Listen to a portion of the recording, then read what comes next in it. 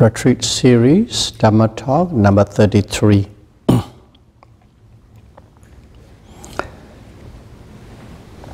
We are practicing Satipatthana Vipassana meditation, okay? Mindfulness and sight meditation.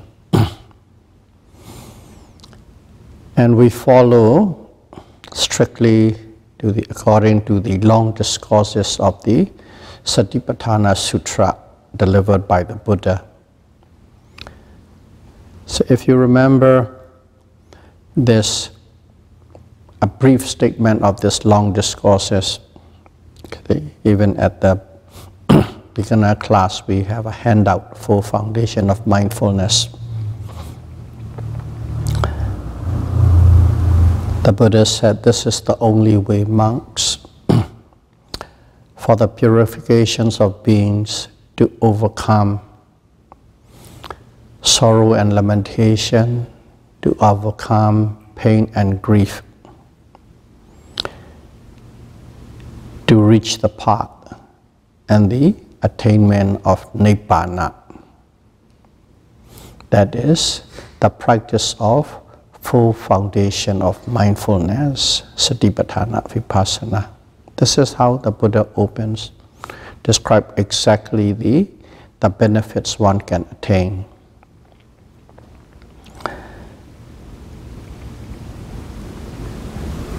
And if you want to attain, this is the only way to observe full foundation of mindfulness. Whether you practice the pure Vipassana or mixed Vipassana, which means Samatha Vipassana, whichever way, eventually one must observe the mind and matter at the present moment.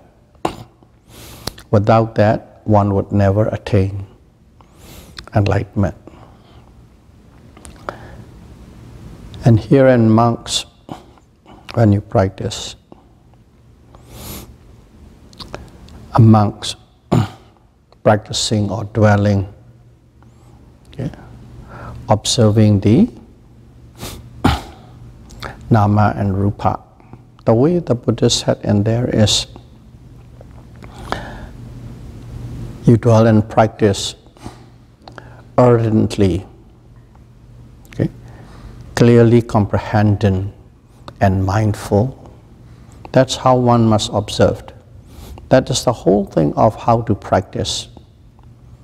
Okay? Ardently, clearly comprehending and mindful. What do? You observe the body, physicality. You observe the feelings, Vedana. And you observe the mind, Citta. And you observe the Dhamma objects, Dhamma. How do you observe? Ardently, clearly comprehending, being mindful. That's the key words. So those three words in Pali is Atapi Sampajanna Satima. Atapi Sampajanna Satima. That's what it is. Ardently, clearly comprehending, being mindful. Those three words cover everything how to practice. And last week, in the last Dhamma talk, we went through in details about the meaning of those three words, focusing especially on the clearly comprehending or clear comprehension, Sampajanna. So one must practice this mindfulness and sight meditation with ardent effort, not an ordinary effort. And also one must be being mindful, okay, with the precise, okay, awareness, precise observation. Being mindful must be with the object at the present moment with precision. And also another word being mindful is called bare attention. Bare attention. How do you observe? You observe it thoroughly, completely, penetratively, closely, and deeply, and clearly comprehending. You must have a clear comprehension of the objects, which are both physical and mental. One must understand thoroughly. And if you do that, then you are practicing this mindfulness insight meditation. The Sampajanna, one must observe with ardent effort at the present moment on the object that is arising, whatever that it is, with great, precise, sharp awareness, and understand the nature of the mind and matter in its true form. So in here, Sampajanna, the Buddha keep on explaining for us to understand. There are 4 kinds of Sampajanna, 4 kinds of clear comprehension. The first one is called Sattaka Sampajanna. Sattaka Sampajanna. Clear comprehension of beneficiality. Sattaka Sampajanna. Second one is Sappaya Sampajanna. Clear comprehension of suitability. And the third one is Gosara Sampajanna. Clear comprehension of domain.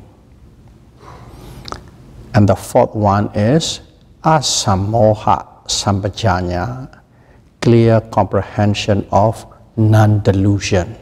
So there are 4 types of clear comprehension. And what are these 4 types? We see. One is beneficiality, second is suitability, third one is domain, and the fourth one is non-delusion. So we need to know these 4 types of clear comprehension. And again here, whenever Buddha's taught, okay, whether he's talking about the one single moment of a consciousness, which is about 100 of billion of a second, that's a moment a consciousness arises and passed away. Hundreds of billions of a second, that fast. Or whether Buddha is talking about just this 1 hour sitting down and talking together on a topic, or whether Buddha is talking about your life for a few years or for your whole life from the birth to death, or for that matter for many lives, past, present and future. These are the time zones. Basically it's a time. 100 billion of a second to eons and eons of lives. Whichever level, whichever time duration you apply, whatever the Buddha talks, the same thing applies to any and every level. You can apply to that fraction of a second to eons of life. And if Buddha has stated the nature of the Dhamma, that can be applied to all levels. That you will find it through. The more you practice, the more you study, the more you read, you will find it. It is true at all times, at any time of duration. So that's why Buddhist Dhamma are applicable to everybody. They can pick it up and use it, okay, as they need, as they required at the moment of that life. It is through time-tested, space-tested. Throughout time and space, his teachings are applicable, verifiable, and provable. So that is one aspect one need to know.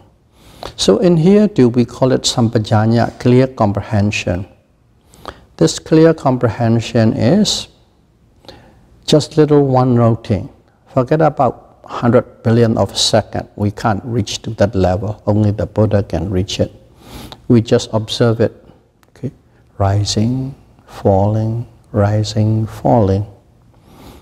Which is, let's say, about 1/10 of a second or a quarter of a second. That's all that it lasts, the beginning to the end. And whatever you observe and you learn and you experience on that experience you can go and apply in any part of your life, any aspect of your life, any project, any cause. You'll find that it is true and correct. Okay, so that is one aspect we should keep in mind. So don't think, oh, what about this? Just a fraction of a second. How is it relevant to my life? Those kind of questions arises from some yogis. So before that thought arises, I like to explain ahead. It is applicable at any time, under any circumstances. So same thing you observed ardently, okay, mindfully, and understanding clearly on a fraction of a second. That is Sampajanna, thorough, complete, and total.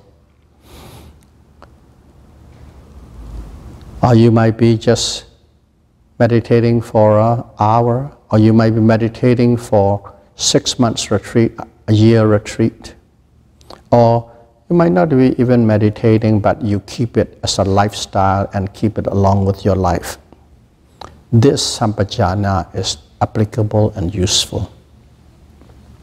First of all is Sattaka Sampajanna, clear comprehension of beneficiality. Okay. So whatever you do and you say, whatever action you take, as soon as you hear the word actions, we need to understand with clarity physical action, verbal action, and mental actions. You can apply at any level, physical, verbal, or even on a mental level. So when we say action, these three activities are involved. So whatever actions you are taking, one must understand thoroughly before you take the action, what kind of benefit, what kind of result will it produce? In other words, giving a warning to be aware of all your actions before you do. Will it hurt somebody? Will it harm somebody? Or will it benefit somebody? Or it won't benefit anybody and it will be simply wasted. These are the things. So that's why one must be always aware, clearly understand, and know what kind of benefit will it produce if you are going to take that action. That's the first one. And if you totally understand what is going to happen or produce, what kind of result it will produce, then you have this Sattaka Sampajanna, clear comprehension of beneficiality. That's number one, Sampajanna. Whether you are taking on a major project that will last for 5 years, that applies. Whether you are going to get married to someone, that applies. Okay? Or whether you are going to march on a protest for a day, for an hour, that applies. Or even just here. Okay. What do I do at this moment? Okay. My bladder is full. How full it is? Okay. Do I go to the washroom? Or can I hold it on for an hour? That's a decision making. And when that decision making comes, you have to know exactly what is beneficial. So everywhere, every situation, every instances, every moment, we are always taking some actions, physical, verbal, or mental, and we must be aware what kind of result it will produce. Should be beneficial. As soon as we say beneficial, there is another thing one needs to understand. Beneficial to all others, including yourself. You are not left out. It must be beneficial for others. It must be beneficial for yourself as well. You are included in all.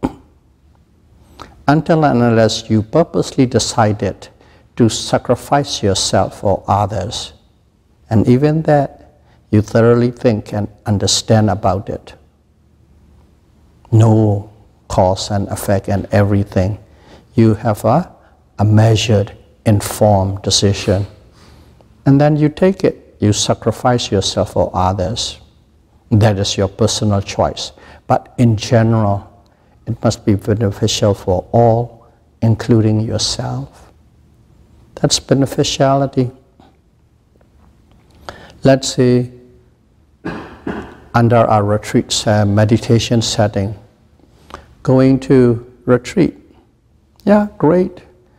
I'll come here, and then once a month we have a 3 days or 4 days retreat. If I go there, will it be beneficial? I have no experience yet. I have some experience yet. No experience. That will be great. I'll see what the experience is. Oh, I have been going for about last 2 years already.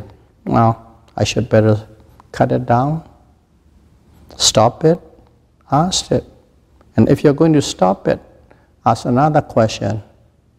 The thing is, why is the phrase called practice make perfect?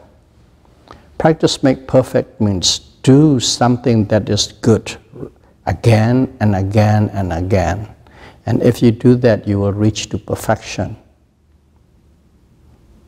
And if you think that way, by you stopping to go to those monthly retreats, you are blocking yourself from the progress to the path of perfection. These are the kind of things. Or should I go to 3 months retreat?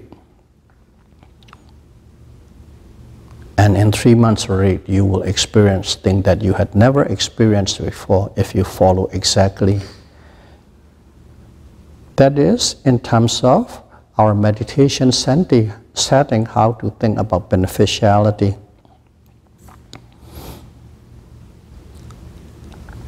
So, in other words, just for observing one moment, or whether you are taking on a project that will last for 5 years, the same thing. It is applicable at any level, at any time, but use that one. Second one is Sappaya Sampajanna. Sappaya is called suitability. Okay? You must clearly understand any actions you are going to do, whether that is suitable and appropriate or not. Suitability. So let's say suitability. In life example, you can take many things, many people can take. So let's take the more of a meditation setting. So you go to retreat. You go to retreat and then you are meditating. Let's say you only go there for 10 days retreat. 10 days retreat, we just say you must sit cross-legged, back straight, neck straight, don't move. Okay, that's an instruction. So if you follow that instruction, that's very beneficial. But at the same time, you recently have an accident, fall down, and there's a back injury. If you have a back injury and if you are going to follow the instruction exactly, is it suitable and appropriate for your long-term health? Because of that, you might permanently damage your spine. That kind of decision making is there. So you don't do anything blindly. But at the same time, to be appropriate, you are meditating under a setting, under a guide, under a teacher. You just simply don't go and do anything the way you want it. It's just simple communication. Go to the teacher and say, I had a back problem, this and this and that. So may I take it, or how should I sit? That kind of a thing. It is the proper due respect. There should be a respect from the students to the teacher, and also there should be a respect from the teacher towards the students. It's a mutual respect, not one way. And if we observe these things, that is something suitable you are doing, even though it is opposite to what the instruction is. Let's say you're doing a walking meditation. Walking meditation is, you just go look straight, no left, right, up and down. And even straight is about 6 feet in front of you. Must not change any direction. So that is the instruction, and you're following it. You're following it, but if somebody comes and stood beside you, across from you, that means somebody is trying to get attention. At that moment, the situation is different. Even though instruction is, you must look only 6 feet in front of you, nothing anywhere. At that moment, you may lift your eyes and you may look at the person so that you can understand the communication. It could be a verbal communication, it could be a physical intimation. That's what I mean by suitability. You don't blindly follow, but at the same time, your execution should be with appropriateness. That is sappaya, sampajanna, clear comprehension of suitability. You must understand it clearly, exactly what you are doing, why you are doing, how you are doing. That is the second type of sampajanna, clear comprehension.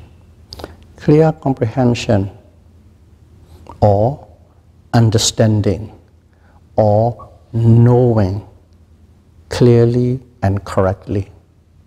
That is sampajanna. So the third one is gosara sampajanna. So it's called clear comprehension of domain. So what is domain? Domain is, let's see, a herd of cattle. Okay, summertime it is just driven in into a grassland or the grassland. That grassland, they go there, they live there, they eat there, they roam about. And that is their domain, because that is what is beneficial for them, that is what is suitable for them. And if they live within that domain, within that area, within that region, safe and sound, and there's a lot of nutrition, food. That's where it is. That's what domain is. A place where one dwells in harmony with the environment which supply your basic important needs, and one can grow. So that's the domain. So as it is a domain for the yogi, the yogis too, they have a domain. Gosara means domains. Kosara Sampajanna. So one must understand what is the domain that one must live.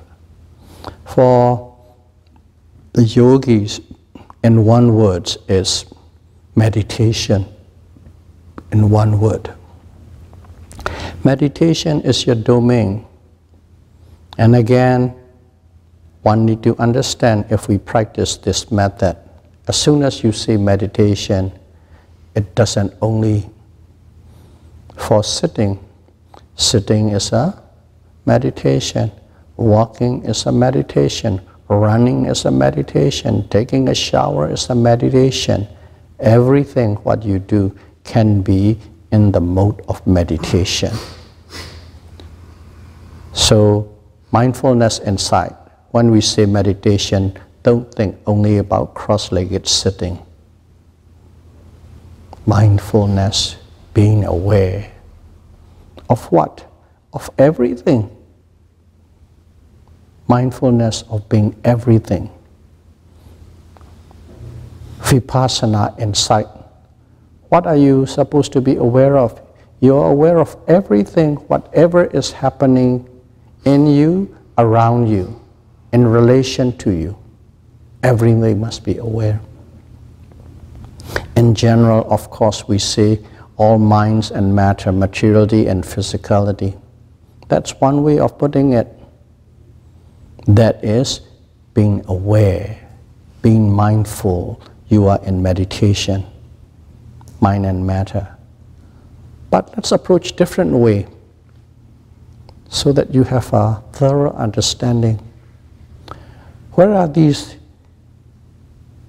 objects, materiality and mentalities are occurring? It occurs at your sixth sense door. It occurs at your eye door. Things that you see. Things that you hear, ear door. Things that you smell, nose door. Things that you taste, tongue door. Things that are in touch with your physical body. The body door. 5 physical doors. And there is one more door. It's a mind door. 6 doors. Everything, all these nama and rupas are happening in one of the 6 doors at all time. So in other words, as long as the yogi is aware of these 6 sense doors, whichever door somebody is knocking, something is knocking on that door, be aware right on the spot of that door. Aware of these 6 doors. If you are aware of these 6 sense doors, whatever is knocking on either one of the door, then you are in a state of meditation. See, there are many ways, many approaches. Some approaches are more effective for some people and some are for others. Be aware of the 6 sense door and watch all the time. That is, you are in a state of meditation. You are in the domain. That is the domain. Meditation is a domain. That is the domain of a yogi. That is the domain of a meditator. Let's approach another way. What is the domain of a meditator? Be aware, be mindful, be observant. Anything that is happening in your standing posture. Be aware, be mindful, be observant of anything that is happening in your sitting posture. And then on the walking posture, and the 4th and the final, in the lying down posture. There are only 4 postures that we can take, whether we sit or we stand, or we walk or we lie down. And if you observe all these four postures, you cover every aspect of yourself. So be observant, be mindful, be in a meditation mode in all four postures. That's one way. Which one do you want to take? Or do you want a combination of it?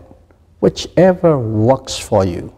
That one, the teacher don't know. That one, you know which is more effective for you, which produces more result, which keeps you really close with the meditation. Those are the ones you need to practice, exercise, and find out for yourself.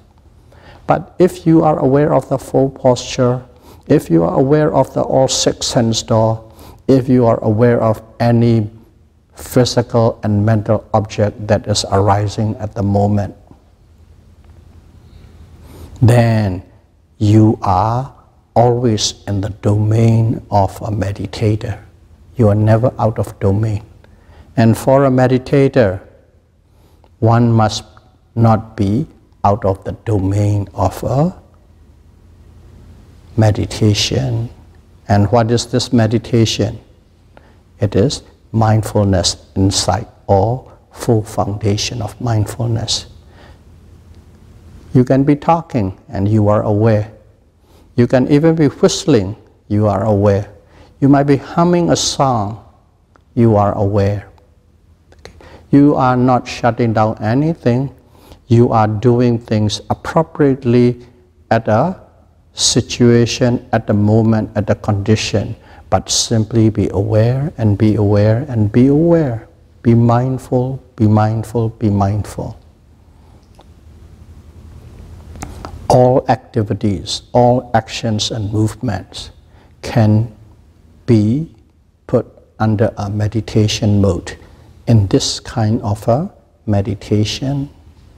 And if you live like that, if you try to live like that, of course we try our best, you are in the domain of a meditator, Kosara Sampajanna. You have a clear comprehension of the domain. You understand the area, the domain where you need to be, and you are always in it. So there you are, three. Number one is what? Beneficiality, clear comprehension, understanding what is beneficial, not beneficial. Second one is what is suitable and appropriate. And the third one is you keep yourself in the domain at all time, the best that you can. Of course, we can say that do this, do this, do this, do this. But when you actually do it, it's not that easy. You slip away, you miss a lot, you hit and you miss. That's what it is. Especially if you're a beginner. And even if you are not a beginner, if you are not so serious and respectful to the practice. We have already talked about what is serious and respectful means. In other words, this lifestyle, or this being mindful, you have to make it as an important part of your lifestyle. Important, not a secondary, important part. And to be able to keep as something important aspect of your life, you must really know its benefits. Not just reading about 50 words or 20 words. Understand that 50 words, each and every word, deeply and thoroughly in relation to your life, to your incident, to your actions. And when you put the word, each word, to your life experience, and if they gel, then you will totally feel differently. The other one is just intellectual understanding, but this understanding is very deep. your life experience directly towards the words being taught or what to do. When you see them, they are the duplicate nature. You feel differently. Once you feel differently, you act differently. So in here, not easy to do. As it is not easy to do, that's why in this meditation method, we call this method in the West a slow method, or some call it by the teacher who make it popular, Mahasi method. Mahasi is a monk who is about in the 1950s. He became quite popular and spread this particular method or technique around the world. He made this popular. It's focused on the movement, start with. To start with, focus on the movement, but it is not only the movement. Movement is simply the first part. The reason is it gives you a focus to the rising and falling movement of the abdomen, or maybe rising, falling, sitting, touching, as much as that. And also walking, lifting, pushing, dropping, and so on. No need to go into details. And also being aware of all the activities, whether eating or showering or whatever you may be doing throughout the day.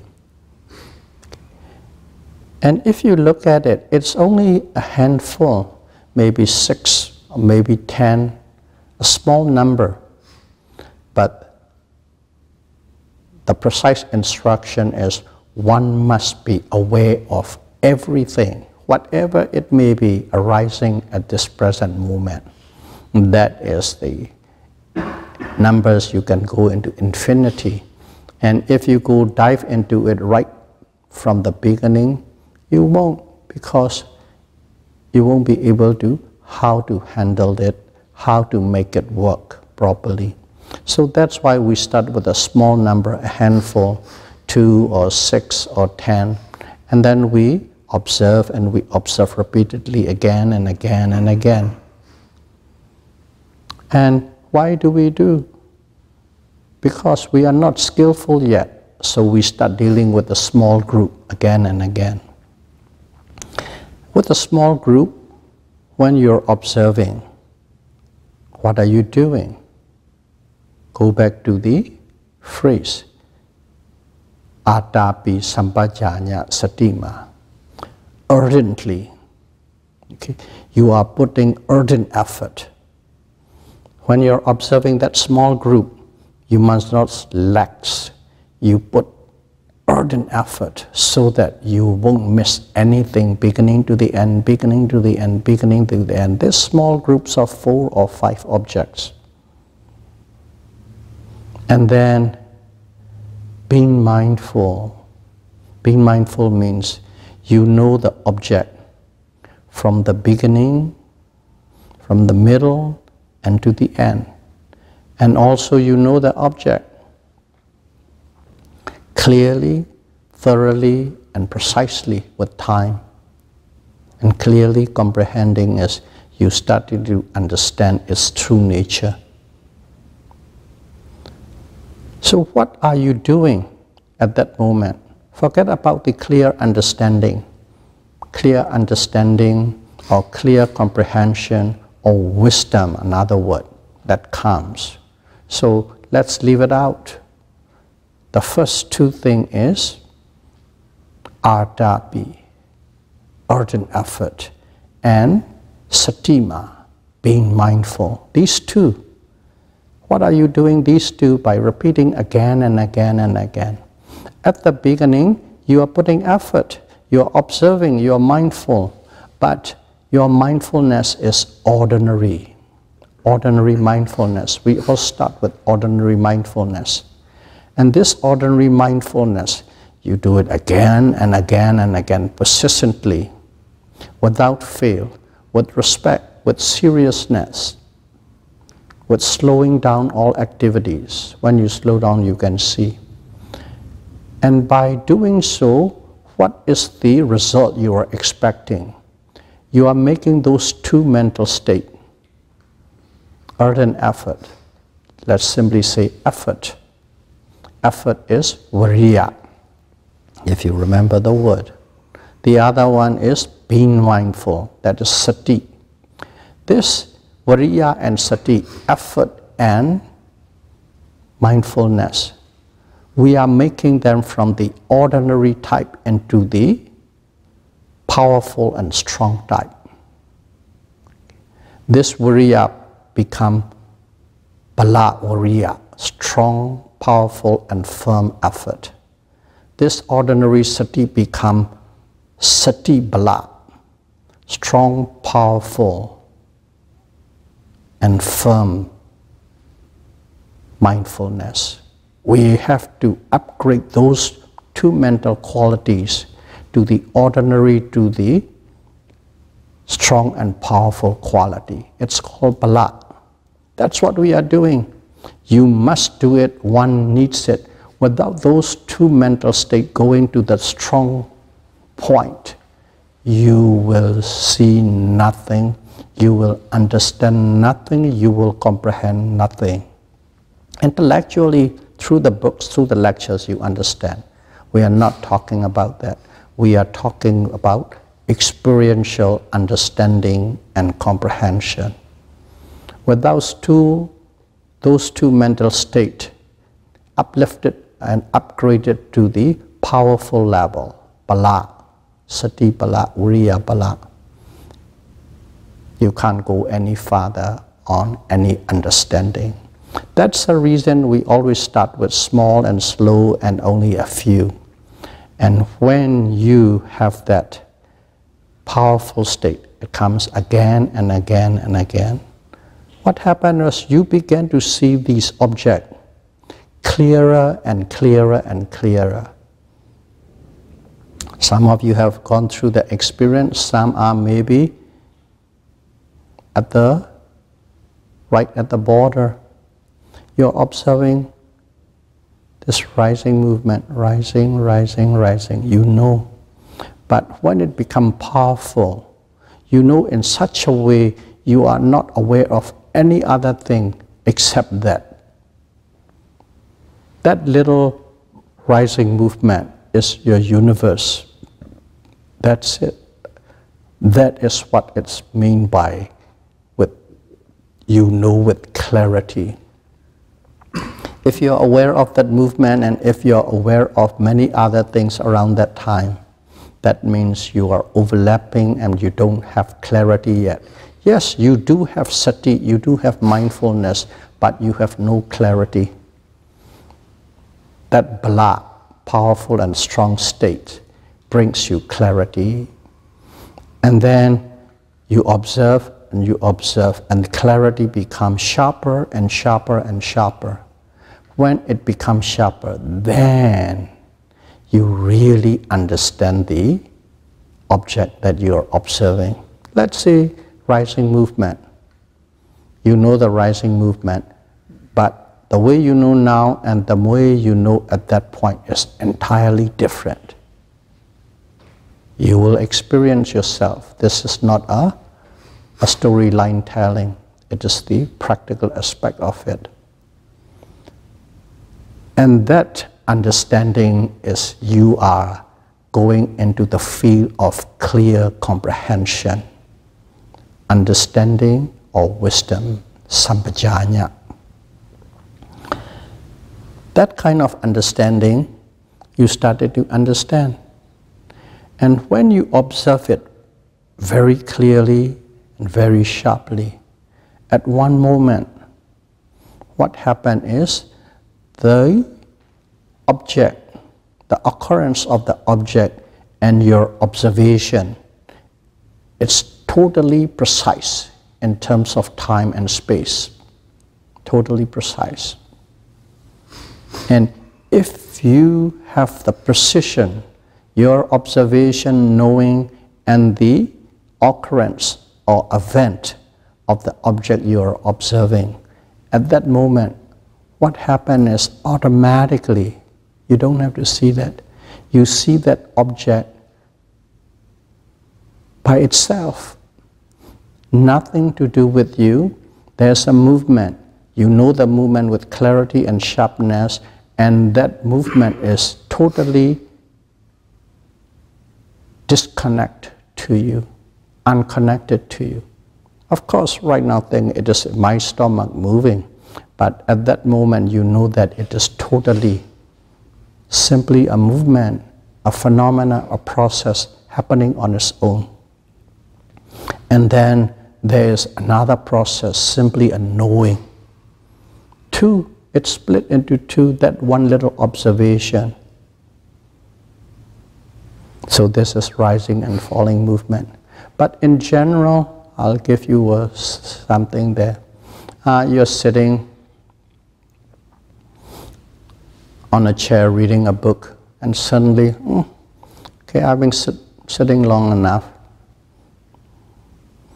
I want to go for a walk. And then you get up and you walk. And if you are mindful, at that moment you simply know wanting to go. Or we say, I want to go. That wanting to go is the Dhamma or consciousness or mental phenomenon. You see it by itself. Wanting to go is the consciousness or mental phenomenon. And getting up and go, the manner, the way the body moves, lean forward, straight, left, right, that going is the physical phenomenon. Wanting to go is the Dhamma consciousness. The manner, the way of the movement of going is the physical phenomenon. You see them exactly two phenomena in operation. That's it. There is no liking, there is no dislike. You simply see this nama and rupa, nama rupa, consciousness and the body, or mental phenomenon and physical phenomenon. In all your actions and movement, you see these things. That is when your observation is in precision with the actuality of the events that is occurring. And that will become more and more and more and more. You will see in all your daily activities that physical phenomenon and mental phenomenon, two pairs, unconnected, always in operation, always in preparation, and you are aware, you are aware, you are aware, you are aware. And when you are aware, so what's a big deal about it? It is always happening, now aware. What's a big deal about it? The big deal about it is if you are aware in that a pair of phenomena and operation in your activities, at that moment you have no mental defilements. Mental defilements, if you remember it, lobha, dosa and moha. Crudely translated, greed, anger and delusion. You are free from mental defilements. Whenever you are aware, these two physical and mental phenomena are operation in your activities through your powerful observation of mindfulness and a great effort. You are free from mental defilements.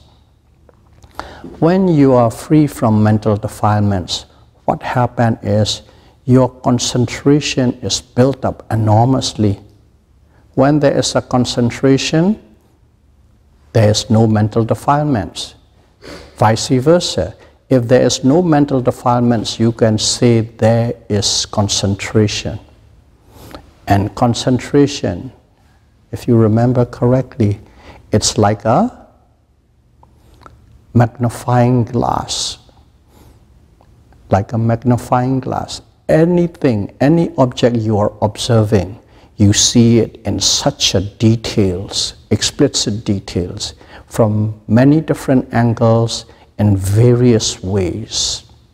That's the way how you see, because of that concentration.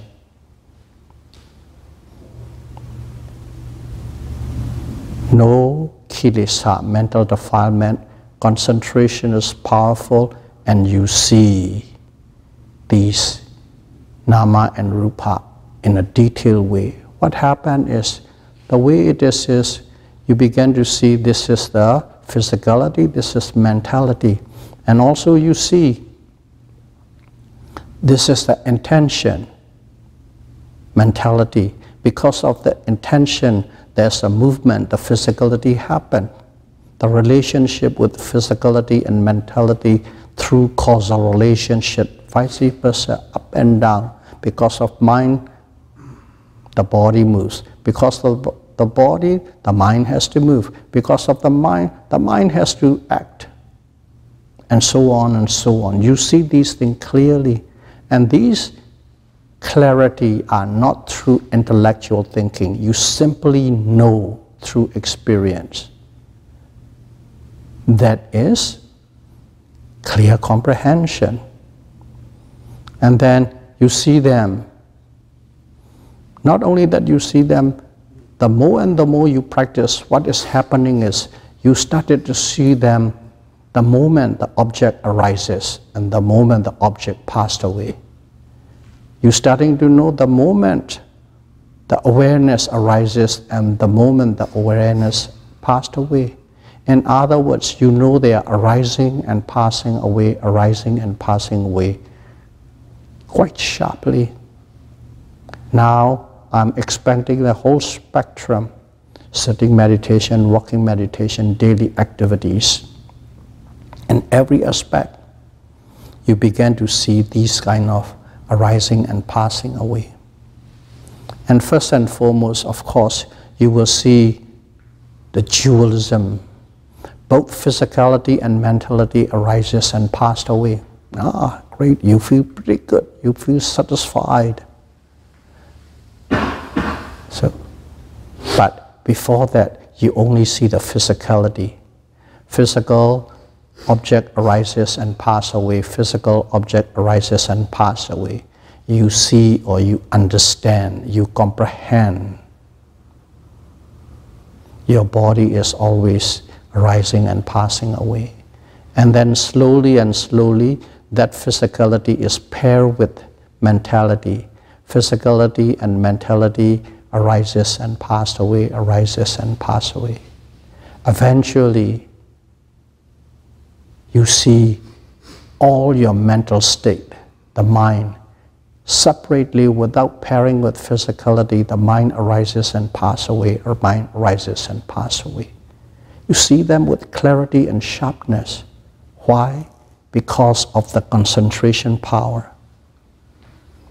So that's a very brief statement of what you will be experiencing just from the three little words: ardent, clearly comprehending, and being mindful. And that way of understanding of the physicality and mentality is called asammoha sampajanna, clear comprehension of non-delusion. Clear comprehension of non-delusion. That is how you come to understand. Again, when you practice and when you become skillful, it's pervasive. In sitting meditation, moment to moment, split second, you know. In walking to meditation, you know. In your daily activities, you know. Those are the four types of sampajanna. Clear comprehension of beneficiality, suitability, clear comprehension of domain, and clear comprehension of non-delusion. So that is called sampajanna. So may all of you be able to practice and finally reach to the stage of these full clear comprehension, and may you be free and liberated from all mental defilements and attain enlightenment as soon as possible. Sadhu, sadhu, sadhu. Buddham pujami.